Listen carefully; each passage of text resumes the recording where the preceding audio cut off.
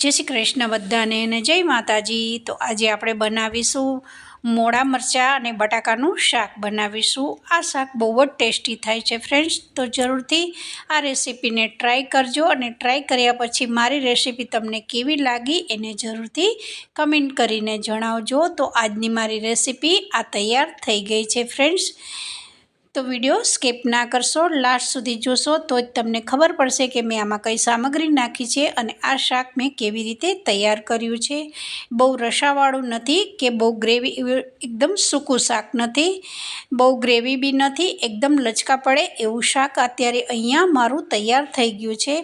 अने आ रीते मोड़ा मरचाने तमे उपरथी बी नाखी शको छो अने अंदर सब्जीमां बी उमेरी अने आ रीते थोड़ुं ड्राय अथवा तमारा घरमां केवुं खवातुं होय, ड्राय खवातुं होय तो ड्राय बी बनावी शको छो, रसावाळुं खवातुं होय तो रसावाळुं बी बनावी शको छो। जे पसंद होय ए तमे अहींया आ शाकने बनावी शको छो। पण फ्रेंड्स, लचका पड़तुं शाक बहु ज टेस्टी तैयार थई जाय छे। तो जुओ, आजनुं मारुं शाक बहु ग्रेवी नथी अने बहु ड्राय नथी, ए टाइपनुं शाक तैयार थई गयुं छे। हवे आपणे सामग्री जोई लईशुं।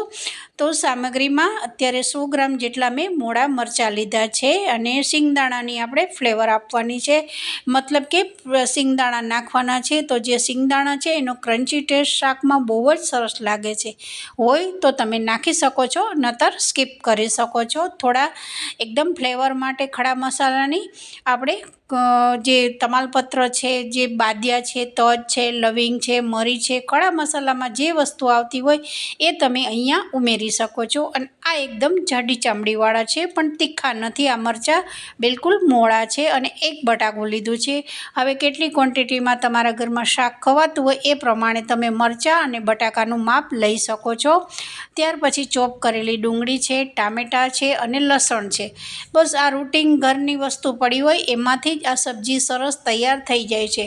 પણ જે બનાવવાની રીત છે ફ્રેન્ડ્સ એ થોડી અલગ છે। થોડી તમે રૂટીન બનાવતા હોય એનાથી મેં થોડું અલગ બનાવ્યું છે, કારણ કે આ બધી વસ્તુને આપણે તેલમાં સાતળી અને પછી સબ્જીને બનાવવાની છે। તો એ શાકનો ટેસ્ટ છે એ બહુ જ સરસ આવે છે। ત્યાર પછી એક બટાકું લીધું છે, એની છાલ કાઢી લીધી છે। છાલ કાઢ્યા પછી તમને કેવા પસંદ હોય એ ટાઈપના તમે અહીંયા બટાકા કાપી શકો છો, પણ મેં થોડા ચોપ કરેલા ઝીણા ઝીણા કાપ્યા છે, જેથી કરી અને એકદમ સરસ તેલમાં શેકાઈ જાય। ત્યાર પછી બટાકા ધોઈ અને સાઈડમાં મૂકી દીધા હતા।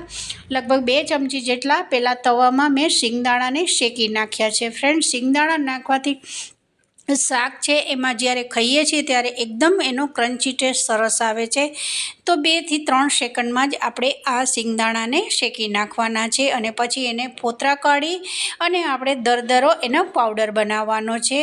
તો જુઓ, ફોતરા થોડાક શિંગદાણા ઠંડા થયા પછી ફોતરા કાઢ્યા, ફોતરા કાઢી અને ખંડણીમાં આ રીતે મેં શિંગદાણાને થોડા દરદરા રાખ્યા છે, એકદમ પાવડર ભૂક્કો નથી કરી દીધો। જુઓ, આ ટાઈપનો એકદમ થોડો દરદરો રાખ્યું છે। ત્યાર પછી એની એ જ ખાંડણીમાં મેં લસણ કાઢી અને સાઈડમાં પેસ્ટ તૈયાર કરી દીધી છે।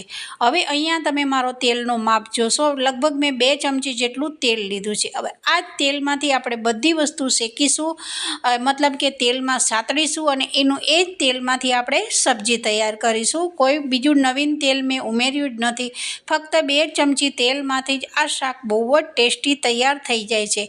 તો મોળા મરચાં છે અને એની જે એની ચામડી છે એ બહુ જાડી છે, તો એને આ રીતે થોડા તેલમાં મેં સાતળી દીધા હતા। તો એની ચામડી છે એકદમ સોફ્ટ થઈ ગઈ છે।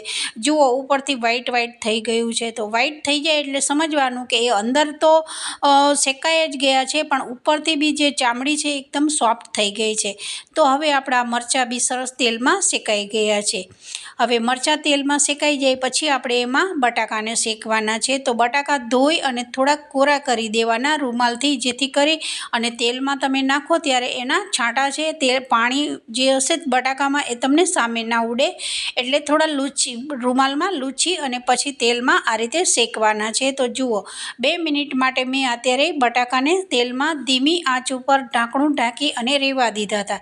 તો થોડાક બટાકા એકદમ લાલાશ પડતા થઈ ગયા છે, મતલબ કે જે તેલની મીઠાશ છે શેકાવાની એ બટાકામાં સરસ આવી ગઈ છે। તો લગભગ 50% જેટલા જ આપણા બટાકા અત્યારે થઈ ગયા છે, મતલબ કે સોફ્ટ થયા છે પણ કાચા છે બટાકા. પણ એ આ રીતે તેલમાં શેકી અને પછી શાક બનાવશો ને તો એ શાકનો ટેસ્ટ છે, જે સ્વાદ છે એ અનેક ગણો વધી જશે. હવે અહીંયા બટાકા બી સરસ એકદમ શેકાઈ ગયા છે તેલમાં. હવે આપણે અહીંયા મસાલા કરવાના છે. તો એ આપણે રૂટિનમાં રાઈ, જીરું, હિંગ જેટલું નાખતા હોય ઘરમાં એટલું આપણે અહીંયા ઉમેરી અને પછી આપણે અહીંયા ખડા મસાલા નાખી દેવાના છે. અહીંયા તમને ખડા મસાલા પસંદ ના હોય તો તમે સ્કીપ કરી શકો છો. ત્યાર પછી લસણની પેસ્ટ નાખી દીધી છે. જુઓ, આ બધી વસ્તુ સતળાઈ જાય, એકદમ સુગંધ આવવા માંડે ત્યાર પછી અહીંયા ઝીણી ચોપ કરેલી મેં અહીંયા ડુંગળીનો ઉમેરો કરી દીધો છે. હવે ડુંગળીને એકદમ થોડી લાલાશ પડતી થાય ત્યાર પછી ટમેટાને ઉપયોગ કરવાનો છે. ફ્રેન્ડ્સ, એક સામટું બધી વસ્તુ અહીંયા ઉમેરી અને શાક નથી બનાવવાનું, કારણ કે એવી રીતે કરશો તો જે શાકની મીઠાશ છે એ બિલકુલ સારી આવતી નથી. કારણ કે સ્ટેપ બાય સ્ટેપ આ રીતે શાક બનાવશો ને તો એ શાકનો સ્વાદ છે ને એ શાક બહુ જ મીઠું બને છે. તો જુઓ, ડુંગળી થોડી લાલાશ પડતી થઈ ગઈ ત્યાર પછી મેં ઝીણા ચોપ કરેલા ટામેટાં નાખ્યા છે. હવે ટામેટાને અહીંયા આપણે 2 મિનિટ માટે ઢાંકી અને રહેવા દઈશું. ત્યાર પછી આપણે બીજી પ્રોસેસ કરીશું.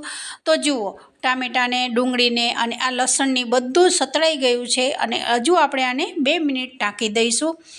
અને લીલા મરચાં આપણે જે મોળા છે એને ચોપ કરીને નાખવાના છે અને ઉપર આખા બી નાખીશું. તો જે એક મરચું હતું એને મેં ઝીણા ઝીણા સમારી લીધા છે આ રીતે. તો એનો ટેસ્ટ ગ્રેવીમાં બહુ વધારે પડતો સરસ આવે છે. તમને પસંદ હોય તો તમે નાખી શકો છો, નહીતર સ્કીપ કરી શકો છો. તો મરચાં બી અને ટામેટાં એકદમ સોફ્ટ થઈ ગયા છે. હવે આ બે વસ્તુ એકદમ સરસ સોફ્ટ થઈ ગયા પછી અહીંયા આપણે મસાલા કરવાના છે. મસાલા બી આપણે રૂટિન કરીશું, જે આપણે નોર્મલ શાકમાં આપણે નાખતા હોય છે. એ જ 1 ચમચી મેં લાલ મરચું નાખ્યું છે. આ કાશ્મીરી લાલ મરચું છે, કારણ કે બિલકુલ તીખું આવતું નથી, ફક્ત ખાલી આપણે કલર માટે જ લેવાનું છે. અડધી ચમચી જેટલું મેં ધાણા જીરું લીધું છે. અડધાની અડધી હલ્દી પાવડર લીધું છે અને સ્વાદ અનુસાર મીઠું નાખ્યું છે. અને અહીંયા તમને વધારે જો સુગંધ એકદમ તમારા રૂટિનમાં શાકમાં તમે ગરમ મસાલો ખાતા હો તો એ બી તમે અહીંયા એવરેસ્ટનો કિચન કિંગ મસાલો આવે છે એ મેં અત્યારે અહીંયા ઉપયોગ કર્યો છે. તો જુઓ, આ બધા મસાલા કરી અને પછી મેં લગભગ જે ખાંડણીની અંદર લસણવાળું પાણી હતું એ મેં લગભગ 2 થી 3 ચમચી જેટલું જ પાણી ઉમેર્યું છે, જેથી કરી અને આપણે મસાલા બધા છે એ પાણી નાખવાથી સરસ ચડી જશે. હવે આ બધી વસ્તુ કાચી છે તો આપણે એને મસાલા કાચા છે તો એને થોડી ઢાંકી અને રહેવા દઈશું. તો સરસ મસાલા છે એકદમ ચડી જશે અને ઉપર એકદમ તેલ આવી જાય ત્યાર પછી આપણે ઢાંકણાને ખોલીશું. તો જુઓ, સરસ એકદમ મસાલા ચડી ગયા છે, મતલબ કે તેલ સાઈડમાં ફૂટી રહ્યું છે. હવે આ બધી વસ્તુ શેકાઈ ગઈ છે ત્યારે આપણે હવે એમાં સ્પેચ્યુલાથી સતત આ રીતે જેટલું ચલાવશો એટલું જ જે ગ્રેવી છે એકદમ બની જશે આપણી. તો મરચાં, ડુંગળી, ટામેટાં બધી વસ્તુ એક રસ થઈ ગઈ છે. અને હવે આપણે અહીંયા જે બટાકા અને મરચાં આપણે લાસ્ટમાં નાખવાના છે, કારણ કે આપણે અત્યારે બટાકા આપણા 50% જ ચડી ગયા છે, બટાકા પૂરી રીતે ચડી નથી ગયા. તો હજુ આપણે આ ગ્રેવીમાં બટાકા ઉમેરી અને 1 વાટકી પાણી નાખી અને લગભગ આને 6 થી 7 મિનિટ માટે થવા દઈશું. ત્યાર પછી આપણે મરચાંને ઉમેરવાના છે ફ્રેન્ડ્સ, કારણ કે મરચાં છે એ તેલમાં એકદમ શેકાઈ ગયા છે. જો વધારે પડતા તમે તેલમાં આ સમયે બટાકાની જોડે મરચાં નાખી દેશો તો એકદમ સોગી મરચાં થઈ જશે અને એ પછી ખાવામાં બિલકુલ સારા નહીં લાગે શાકને. તો 1 વાટકી પાણી નાખી અને લગભગ 5 થી 6 મિનિટ માટે ધીમી આંચ ઉપર આપણે શાકને થવા દઈશું. તો 5 થી 6 મિનિટ થઈ ગઈ છે અને જેવું મારે સબ્જી રસાવાળી કરવી હતી એ ટાઈપની અત્યારે અહીંયા સબ્જી તૈયાર થઈ ગઈ છે અને બટાકા બિલકુલ ચડી ગયા છે. 5 થી 6 મિનિટમાં બટાકા સરસ ચડી જાય છે, કારણ કે આપણે પહેલાં બી તેલમાં એને થોડા શેકી લીધા છે. 3 થી 4 મિનિટ જેવા આપણે બટાકાને પહેલાં બી રહેવા દીધા છે. ત્યાર પછી લાસ્ટમાં મેં ઉપરથી ફ્રેશ જે લીલા ધાણા છે એને ઉપરથી ઉમેરો કર્યો છે. હવે હું તમને મારા બટાકા બતાવીશ. જુઓ, ચપ્પુ મારતા જ 2 કડકા એકદમ 2 પીસ તૈયાર થઈ જાય છે. તો બટાકા સરસ આપણા ચડી ગયા છે. સરસ આ રીતે બટાકા ચડી જાય અને અહીંયા સમયે તમારે જો ખાટું કરવું હોય તો 2 ચમચી અહીંયા દહીં બી ઉમેરી શકો છો, પણ મરચાંની જોડે દહીં ને રસાવાળા શાક જોડે થોડું સારું નથી લાગતું, પણ તમારા ઘરમાં ખવાતું હોય તો તમે અહીંયા 2 ચમચી દહીંનો ઉપયોગ બી કરી શકો છો. હવે તમે જોઈ શકો છો શાક બની ગયું છે. લાસ્ટમાં મેં અત્યારે શેકેલા સિંગદાણા છે એ અત્યારે લગભગ 2 ચમચી જેટલા મેં અહીંયા ઉમેર્યા છે, અને જ્યારે આપણે સર્વ કરીશું ત્યારે બી આ સિંગદાણાનો ઉપયોગ કરીશું. હવે અહીંયા તમે જોઈ શકો છો લાસ્ટમાં જ્યારે મારે ગેસ બંધ કરવાની છેલ્લી લાસ્ટ છે ત્યારે હું ગેસ બંધ કરી દઈશ, કારણ કે 2 મરચાં ઉમેરી અને પછી આ રીતે જે સિંગદાણા બટેકાનો રસો છે એ બધું મરચાંમાં આ રીતે ઉપર લઈ લેવાનું છે, અને 2 મરચાં મેં સાઈડમાં મૂકી દીધા હતા. જ્યારે આપણે સર્વ કરીશું ત્યારે બી ઉપરથી તમારે મરચાં ખાવા હોય તો એકદમ મોડા મરચાં બી ખાઈ શકો છો. તો જુઓ એકદમ સરસ લચકા પડતું આપણું શાક તૈયાર થઈ ગયું છે, અને ફક્ત 2 જ ચમચી મેં તેલનો ઉપયોગ કર્યો છે. તમે જોઈ શકો છો શરૂઆતમાં મેં 2 જ ચમચી તેલ નાખ્યું છે અને એમાં જ આ શાક એકદમ ટેસ્ટી ચટાકેદાર લાલ શાક આપણું તૈયાર થઈ ગયું છે. જુઓ આ શાકનો ટેસ્ટ તમને જોતાં જ એવું લાગે, આ શાક બાજરીના રોટલા જોડે બહુ જ સરસ લાગે છે. જુવારનો રોટલો હોય અથવા જે તાવડીમાં બનતી ઘીવાળી ભાખરી હોય છે એની જોડે આ શાક બહુ જ સરસ લાગે છે. તો જરૂરથી આ રેસીપીને ટ્રાય કરજો, અને ટ્રાય કર્યા પછી તમારી રેસીપી કેવી બની એને જરૂરથી કમેન્ટ કરીને બતાવજો. તો હવે લાસ્ટમાં મેં ઉપર સર્વ કરતી વખતે આ રીતે જે મોડા મરચાં છે તે આપણે તેલમાં શેકીને રાખ્યા હતા એ બી અહીંયા તમે નાખી શકો છો ઉપરથી. હવે તમારે અહીંયા જો મસાલો એનો ગ્રેવીનો મસાલો ઉપર નાખવો હોય તો બી તમે અહીંયા નાખી શકો છો. લાસ્ટમાં જેટલા બચ્યા હતા એટલા જ મેં સિંગદાણા બી અહીંયા નાખી દીધા છે. તો આજની રેસીપી મારી સરસ જે બટાકા મોડા મરચાંની સબ્જી તૈયાર થઈ ગઈ છે. તો બધાને જય શ્રી કૃષ્ણ.